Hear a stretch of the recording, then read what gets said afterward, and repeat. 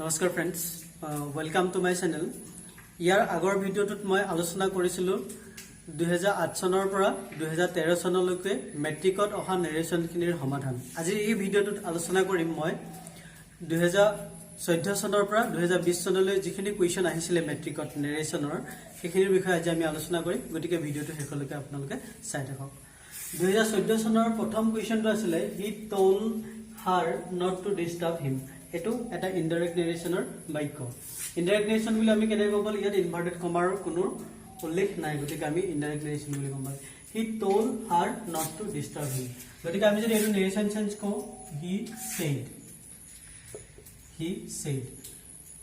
to her। এই said to told হৈ আছে ইয়াত, গতিকে হি said to her আমি এটা লিখিলো। এতিয়া আমি ইনভাৰ্টেড কমা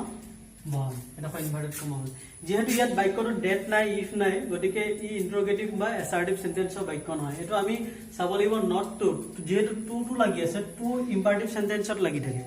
টু ইম্পাৰেটিভ সেন্টেন্সত লাগে, গতিকে টু থকা দেখি আমি গম পাইলো যে এইটো ইম্পাৰেটিভ সেন্টেন্সৰ বাক্য। আৰু ইম্পাৰেটিভ সেন্টেন্সৰ বাক্যবিলাকত ডাইৰেক্ট ভাৰ্বৰ দ্বাৰা আৰম্ভ হয়, গতিকে আমি এইটো যেহেতু নট টু আছে তেতিয়াহ'লে এইটো নিগেটিভ বাক্য হ'ব লাগিব। গতিকে আমি এনেকৈ কৰিব লাগিব, ডোন্ট ডিষ্টাৰ্ব হিম আছে, হিমটো যিহেতু বক্তাৰ লগত মিলিব লাগিব, গতিকে ই মি হ'ব লাগিব। ডোন্ট ডিষ্টাৰ্ব হিম, এটা আমি ইনভাৰ্টেড কমা দি ক্লোজ কৰিম। মই আকৌ এবাৰ কৈ দিছোঁ, যদি আমি এইটো পৰা কৰোঁ, এইটো ওলাই নোলাই আমি চাম। হি চেইডটোতো আমি টল্ডলৈ পৰিৱৰ্তন কৰি দিলোঁ, হাৰ এই ইনভাৰ্টেড কমাটো উঠাই দিলোঁ। ডু থাকিলে আমি ডু দি ডাজৰ দ্বাৰা যদি নিগেটিভ কৰা থাকে তেনেহ'লে আমি সিহঁতৰ ব্যৱহাৰ ইনডাইৰেক্ট নেৰেশ্যনত উঠাই দিওঁ, গতিকে ই ডু ব্যৱহাৰটো আমি উঠাই দিলোঁ। আৰু ইনভাৰ্টেড কমা উঠাই দিলে ইম্পাৰেটিভ সেন্টেন্সত টু ব্যৱহাৰ হয়, গতিকে আমি টু ব্যৱহাৰ কৰোঁ। টু নট আমি নিলিখোঁ, নট টু লিখোঁ, গতিকে এই নটটো আমি টুটোৰ আগলৈ আনিলোঁ আৰু টুটো পাছত লিখিছোঁ। বাকীডোখৰ যেনেকৈ আছে ডিষ্টাৰ্ব লিখি দিলোঁ। এই মিটো ফাৰ্ষ্ট পাৰ্চন বকডাউন কৰি সলনি হ'ব, গতিকে হি আছিলে, গতিকে হিটো হিমলৈ পৰিৱৰ্তন হ'ব, গতিকে ডিষ্টাৰ্ব হিম। নেক্সট কুৱেশ্যন আছে mother said to me don't tell a লাই। এইটো আমি যদি কওঁ মাদাৰ told me, এই ছেডটো আমি ইয়াৰ নিচিনাকৈ টল্ডলৈ পৰিৱৰ্তন কৰিলোঁ। মাদাৰ told me, এইটো ডু নট আছে, আমি ইয়াৰ নিচিনাকৈ চেঞ্জ কৰিব। নটটো আমি এই নটটো আগলৈ লৈ আহিলোঁ, নট ইনভাৰ্ট এইটো উঠাই দিয়াৰ লগে লগে আমি টুটো ব্যৱহাৰ কৰিলোঁ, নট টু টেল এ লাই। অৰ্থাৎ এই 14 চনত দুইটা বাক্য ইম্পাৰেটিভ সেন্টেন্সৰে আহিছিলে। এইটো উত্তৰ এনেদৰে হ'ব। এবাৰ আমি 2015 চনৰ কুৱেশ্যনকেইটা আলোচনা কৰিম। ইয়াত প্ৰথম কুৱেশ্যনটো আছে what a beautiful building he said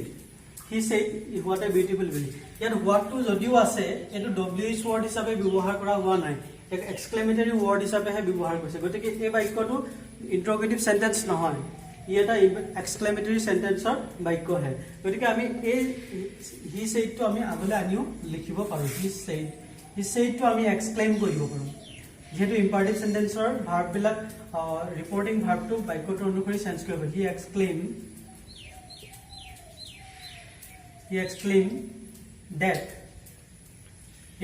that it was a very beautiful building.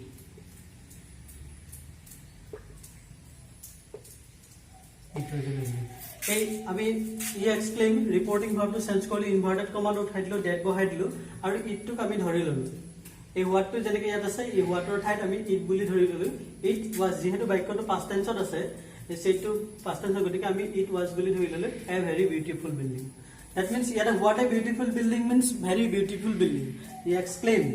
কৈছে, exclaim with joy also' we can write. ই exclaim with joy it was a very beautiful building, we can write that way also'. এবাৰ আমি question number B টো চাম। She proposed that we should go for a walk. এই প্ৰপ'জটো reporting ভাৰ্বটো change হৈ আছে, গতিকে আমি ইয়াত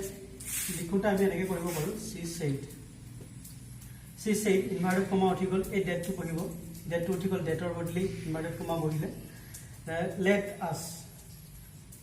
let us go for a walk। আমি এইটোৰ পৰা এইটো ওলাই নোলাই আমি চাম এপাক। He said to he proposed, she said to she proposed কৰি দিলোঁ, ইনভাৰ্টেড কমাটো উঠাই দিলোঁ, ডেট বহাই দিলোঁ। আৰু যেতিয়া লেটাছ থাকে লেটাছ থাকিলে মানে মিন্স লেট প্লাছ উই আছ আছে আছটো উইলে পৰিৱৰ্তন হৈ গ'ল ধৰিলে এই লেট থাকিলে আমি লেটটো ইনডাইৰেক্ট ৰিলেশ্যনলৈ লৈ গ'লে ইনডাইৰেক্ট ৰিলেশ্যনলৈ পৰিৱৰ্তন কৰিলে মানে এই লেটটো সুদলৈ পৰিৱৰ্তন হ'ব গতিকে এই লেটটো সুদ হৈ আছে লেটটো সুদলৈ পৰিৱৰ্তন হৈছে এই আছটো লেট আছ হৈ আছে নহয় আছটো উইলে পৰিৱৰ্তন হ'ব ইনভাৰ্টেড কমা উঠাইলো এইটো উইলে আছটো উইলে পৰিৱৰ্তন কৰিলো আৰু লেটটো সুদলৈ পৰিৱৰ্তন হ'ব বাকী দেখোন যেনেকৈ আছে তেনেকৈ আমি লিখিলো অৰ্থাৎ লেট যদি থাকে ডাইৰেক্ট নেৰেশ্যনত যদি লেট থাকে লেটাছ থাকে গতিকে আমি সেই লেটটোক আমি সুদলৈ পৰিৱৰ্তন কৰিব লাগে এইটো উই শুড গ ফৰ এ এইটো কৰিলে আমি এইটো এনেদৰে পাম এইবাৰ আমি আলোচনা কৰিম 2016 কুৱেশ্যন পেপাৰ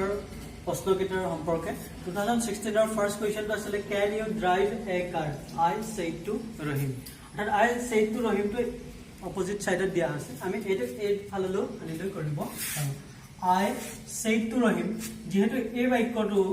ইণ্টাৰগেটিভ চেণ্টেন্সৰ হয় drive a car E interrogative sentence হয় গতিকে আমি এইটো আস্কলৈ পৰিৱৰ্তন কৰিম ইণ্টাৰগেটিভ ৰিপৰ্টেড স্পীচৰ অংশটো যদি ইণ্টাৰগেটিভ হয় তেনেহ'লে আমি ইয়াক আস্কলৈ পৰিৱৰ্তন আস্ক কৰি দিলোঁ I ask Rahim. I ask Rahim. এই ইনভাৰ্টেড কমাটো উঠাই দিয়াৰ লগে লগে ইয়াত ইণ্টাৰগেটিভ হোৱাৰ লগে লগে ই ব্যৱহাৰ কৰা হয় অৰ্থাৎ ইণ্টাৰগেটিভ চেণ্টেন্সত ইনভাৰ্টেড কমাটো উঠাই দিলে ই বা ৱেডাৰ ব্যৱহাৰ কৰা অৱশ্যে যদি ডব্লিউএইচ ৱৰ্ডৰ দ্বাৰা যদি প্ৰশ্ন কৰা থাকে তেতিয়া যিটো ডব্লিউএইচ ৱৰ্ড দিয়া থাকে তাকে আমি ব্যৱহাৰ কৰিব লাগে গতিকে আমি এইটো পৰিৱৰ্তন কৰিলোঁ এইবাৰ আমি চাম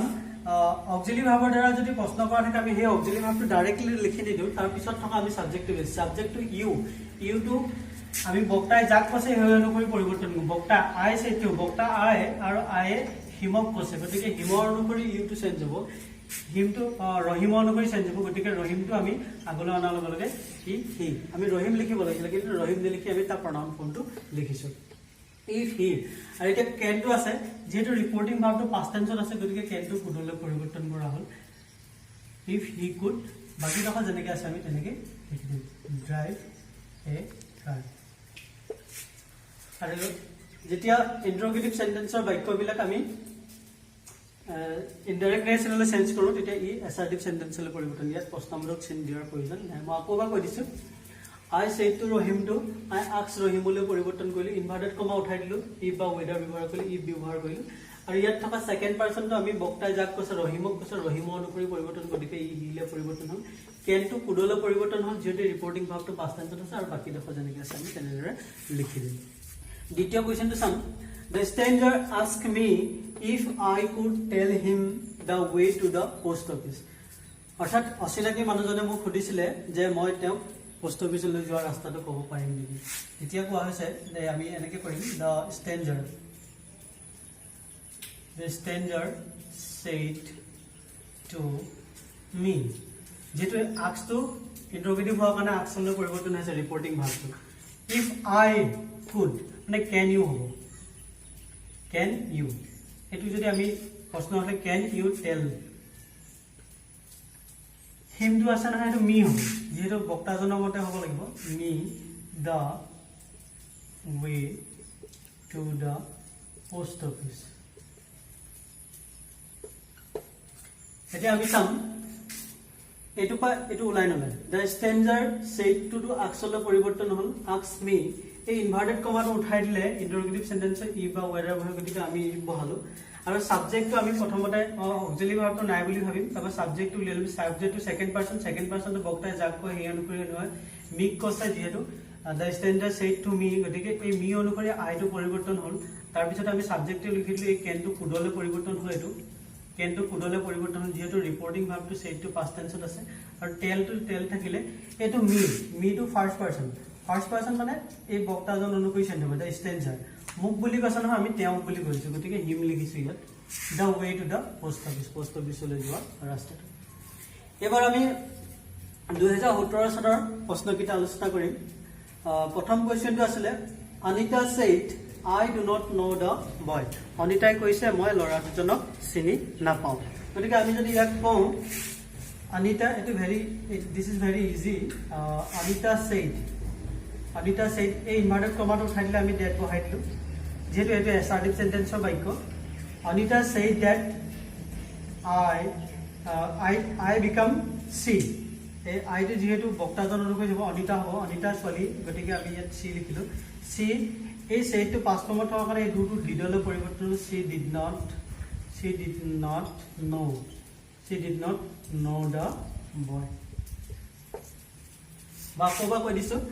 এটো দা অনিতা said আমি অনিতা said লো ইনভার্টেড কমা ধৰিলে আমি that বহালো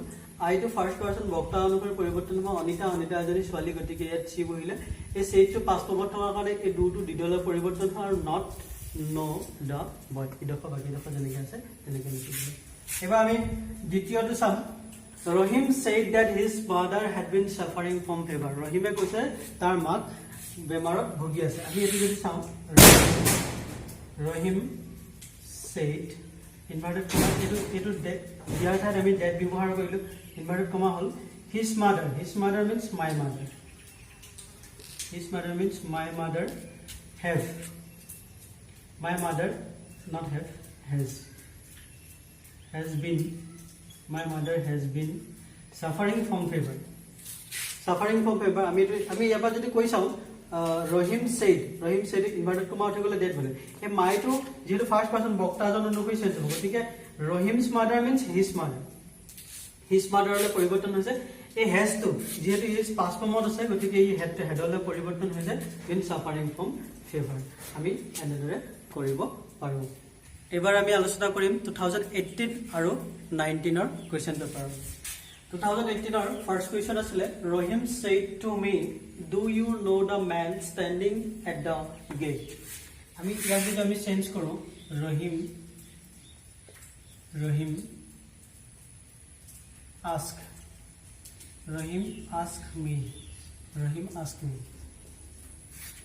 ask me এটো ইনভার্টেড কমা উঠি গলে if বা whether বহিব যেহেতু EWH order আৰু দুদিত দাজে যদি প্ৰশ্ন কৰা থাকে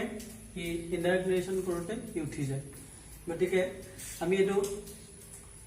দুটো ব্যৱহাৰ উঠাই দিলো আমি to second person me to যাক বক্তা যাক কয় হেৰ অ you to second person you to বক্তা যাক কৈছে হে অনুসৰি পৰিৱৰ্তন হয় বক্তা ৰহিমে মিক কৈছে গতিকে মি অনুসৰি ইউ টু এই ইউ টু চেঞ্জ হ'ব if I know to present form আছে এই ৰিপৰ্টিং ভাব to past form আছে গতিকে এই নিউ লৈ পৰিৱৰ্তন হ'ব if I knew the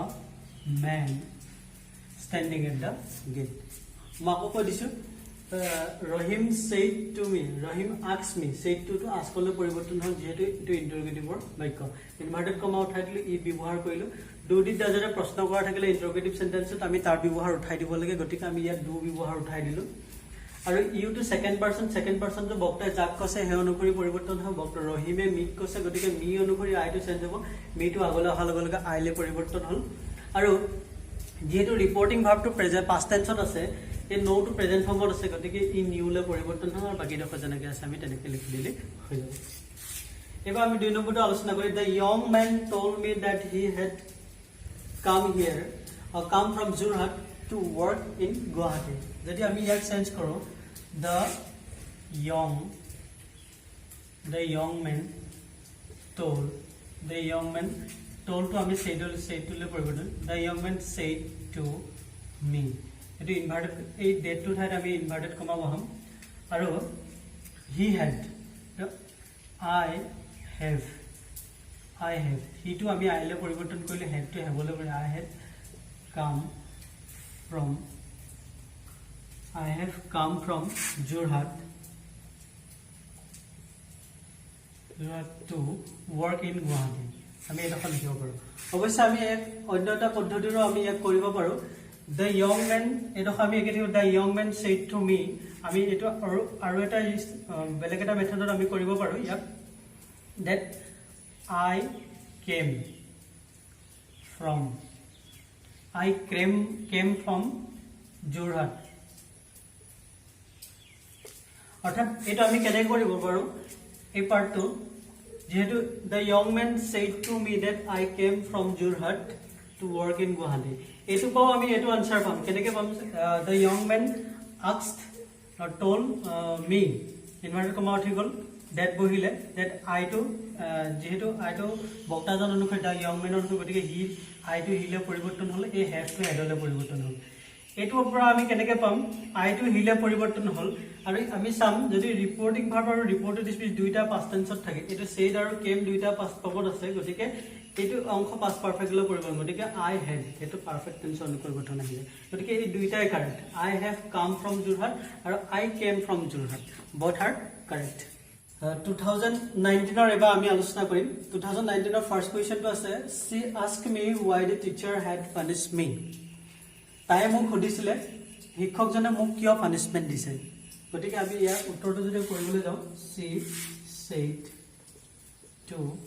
me inverted comma আহি গ'ল এটো আমি ডাইৰেক্ট নেৰেশনলৈ নিব লাগিব গতিকে why দ্বাৰা যদি থাকে তেনেহলে WH ৱৰ্ডৰ প্ৰশ্ন কৰা থাকিলে যেটো WH ৱৰ্ড থাকে তাকে ব্যৱহাৰ কৰি থাকো গতিকে এই ব্যৱহাৰ কৰা আছে আমি why লিখিম why has the teacher why has the punished you এই ইউ টু মি অনুসৰি চেঞ্জ হৈ গৈছে সেকেন্ড পাৰ্সন আৰু অৱশ্যে আমি আৰু এটা উত্তৰ ইয়াক কৰিব পাৰো she said to me এটো কৰিলো আমি আৰু অন্য এটা পাৰো why did কৰিব পাৰো why did the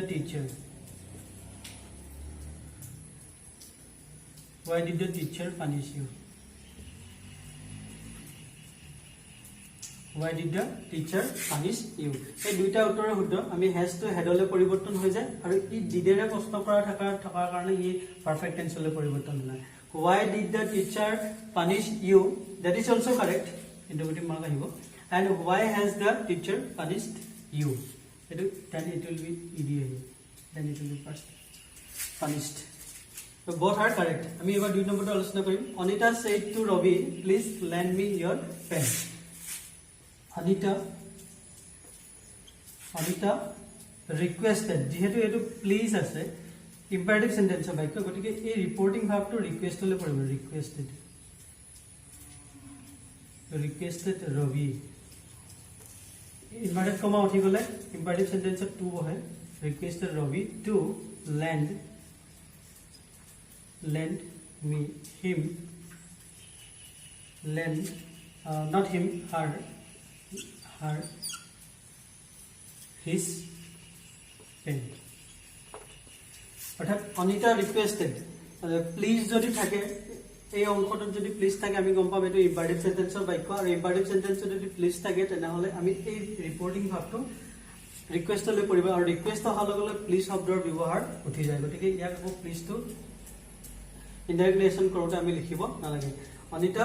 requested Ravi inverted comma উঠি গলে টু ব্যৱহাৰ কৰা হয় প্লিজটো যেহেতু উঠিয়ে গ'ল ৰিকুৱেষ্টে ইয়াৰ অৰ্থ বহন কৰিলে গতিকে আমি লেণ্ডটো লিখিলো এটা মি টু ফাৰ্স্ট পাৰ্সনটো বক্তাজন অনুসৰি পৰিৱৰ্তন হয় মি মানে মোক কৈছে মানে অনিতা হাৰ আমি লিখিব লাগিব আৰু ইয়ৰ মানে তোমাৰ বুলি কৈছে ইয়ৰ টু ৰবিৰ পেনটো বিচাৰে গতিকে হিজ পেন আছে Anita requested Ravi to lend her his pen মানে তাৰ পেনটো ধাৰলৈ দিয়াৰ কথা কোৱা হৈছে গতিকে আমি এনেদৰে এইকেইটা কৰিব পাৰোঁ এবাৰ আমি 2020 কোৱেশ্চন পেপাৰখনৰ সম্পৰ্কে আমি আলোচনা কৰিম ইয়াৰ ফাৰ্স্ট কোৱেশ্চনটো আছে Rashid asked me if I knew Rahim যদি আমি ইয়াক কৰো এটো ইন্টাৰোগেটিভ সেন্টেন্সৰ বাক্য বুলি আমি গম পাই গলো যেহেতু ইয়াত if ব্যৱহাৰ হৈ আছে গতিকে আমি ইন্টাৰোগেটিভ কৰিবলৈ চেষ্টা কৰিম